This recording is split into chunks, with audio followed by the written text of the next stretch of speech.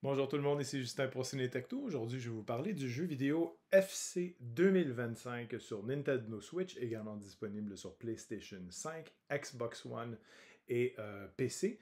C'est un jeu qui est disponible depuis le 20 septembre 2024 et qui est distribué par EA Sports. Donc, successeur de la célèbre franchise de jeux vidéo de soccer, qui reste fidèle à sa réputation d'offrir un contenu vaste et diversifié. Donc, EA Sports FC25 n'en est pas à sa première incarnation dans le jeu vidéo du soccer, et donc avec des modes très populaires comme le mode carrière, le mode pro et Ultimate Team également. Donc, cette nouvelle version-là présente des nouveautés intéressantes, mais qui sont peu révolutionnaires en fait, qui visent plutôt à apporter une légère fraîcheur à la licence sans en vraiment bouleverser les fondements. Le gameplay reste vraiment similaire aux versions antérieures, avec une intelligence artificielle toujours aussi imprévisible et des gardiens qui sont souvent fautifs, qui provoquent parfois de la frustration des joueurs, pour notre plaisir ou pas. Ça dépend des circonstances. Et des nouveautés pratiques comme la suggestion de formation ou le remplacement rapide de joueurs fatigués améliorent l'expérience de jeu, définitivement. Et en revanche, il y a les bugs et les temps de chargement trop longs affectent négativement la fluidité, particulièrement sur la version Nintendo Switch, qui diffère vraiment de la version PlayStation 5 et Xbox One, qui sont beaucoup plus rapides au niveau du chargement. Le mode carrière, qui permet aux joueurs de gérer une équipe de soccer, reste un des piliers du jeu, avec des ajouts comme la gestion de rôles spécifiques pour les joueurs, comme l'attaque, la récupération, etc. Mais ces nouvelles fonctionnalités-là manquent parfois de profondeur et n'ont pas l'impact escompté, malheureusement. Il y a le mode pro qui est inspiré par des jeux comme NBA 2K, par exemple, qui introduit des objectifs financiers et sociaux via un agent qui sont super intéressants, mais cette dimension économique-là l'emporte souvent sur l'aspect purement sportif. Et le mode légende qui permet d'incarner des icônes comme Thierry Henry, Zinedine Zidane, David Beckham, etc., semble quant à lui peu attractif et manque de réalisme et d'immersion. Malheureusement, moi c'était l'un des, l'un des aspects qui m'intéressait le plus, et c'est là que j'ai été le peu plus déçu. En ce qui concerne le très populaire Ultimate Team, l'aspect pay to win, payer pour gagner, est encore plus marqué cette année, avec des cartes rares, des prix élevés, qui rendent la création d'une équipe compétitive difficile sans acheter des extensions supplémentaires, des packs qu'on appelle.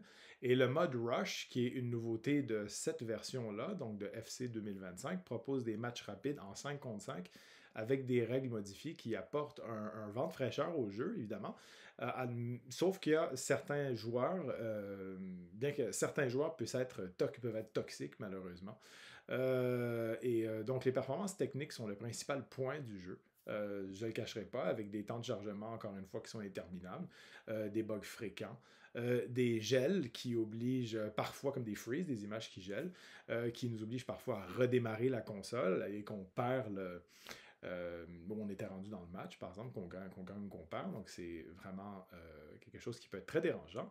Et malgré l'introduction de nouveautés comme la possibilité de coacher une équipe féminine, ce qui est super, ou de participer à un tournoi de jeunes en 5 contre 5, ces ajouts-là manquent de profondeur et ne suffisent pas pour compenser les lacunes techniques qui sont quand même assez lourdes pour la version 2025, surtout sur la version Nintendo Switch. Donc, en termes de performance, encore une fois, la version Nintendo Switch est sujette à, comme j'ai dit, des temps de chargement très longs, des problèmes de fluidité, notamment avec des bugs fréquents qui nuisent à l'expérience globale, alors que sur PlayStation 5 et Xbox One, les temps de chargement sont quasi inexistants, c'est instantané, et le jeu tourne de manière beaucoup plus fluide, même lors des transitions entre les menus ou les phases intenses de gameplay. Aussi des exemples des détails au niveau des visages des joueurs, des costumes, la foule dans l'arène qui est beaucoup plus vivante, qui réagit plus rapidement. Les détails des visages sont un peu plus présents. Il y a plus de réactions quand il y a quelque chose de spécial qui arrive au niveau du jeu.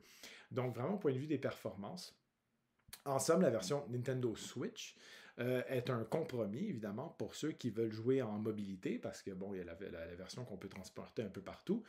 Elle est $10 de moins aussi que la version PS5. mais elle est loin de l'expérience optimale qui est offerte donc sur PlayStation 5 et Xbox One. Les graphismes, encore une fois, sont moins impressionnants, les bugs fréquents, la lenteur en général en font une version qui est nettement inférieure. Et les versions sur console de nouvelle génération offrent quant à elles une expérience beaucoup plus fluide, immersive, selon moi, et visuellement aboutie, qui justifie mieux le prix d'achat élevé qui est juste de 10$. Donc si vous avez une PlayStation 5 ou une Nintendo Switch, faut peser le pour et le contre. Est-ce que vous voulez une version qui est un peu plus, touchée au niveau du graphisme, ou est-ce que vous voulez une expérience qui va vous permettre de le transporter un petit peu partout avec le mode en main de la console? C'est à vous de décider. Mais en conclusion, eSport FC 2025 propose un contenu toujours aussi conséquent, hein, avec quelques nouveautés qui sont bien entendu bienvenues, mais les nombreux problèmes techniques, notamment sur Nintendo Switch, la version que moi j'ai utilisée donc pour réaliser cette critique, rendent l'expérience un peu frustrante. Le jeu reste intéressant pour les fans inconditionnels, évidemment, mais ça ne justifie pas nécessairement l'achat pour ceux possédant la version précédente de 2024, étant donné le prix, évidemment, donc de 80$, donc les versions, évidemment, ce que vous avez auparavant. La version 2024, quant à moi, est tout aussi bonne. Est-ce que les nouveaux modes qui sont offerts dans cette version-là seront vous charmer? C'est à vous de décider, évidemment. Mais il faut quand même prendre en compte le prix de 80$ et les packs supplémentaires qu'il faut acheter, surtout pour bâtir une nouvelle équipe. Donc la décision vous revient. Quant à moi, c'est un jeu que, bon, je recommande plus ou moins parce que j'ai quand même du plaisir à m'y jouer avec mes enfants.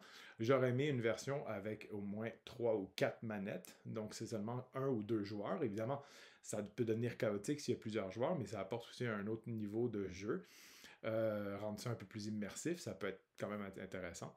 Mais bon, c'est les seuls détails voilà, qui sont venus piquer ma critique, principalement pour FC 2025, que je recommande notamment, malgré tout. Hein, voilà, donc la pochette. Et c'est... Voilà, donc c'était tout pour cette critique d'aujourd'hui. Je vous remercie beaucoup et amusez-vous bien.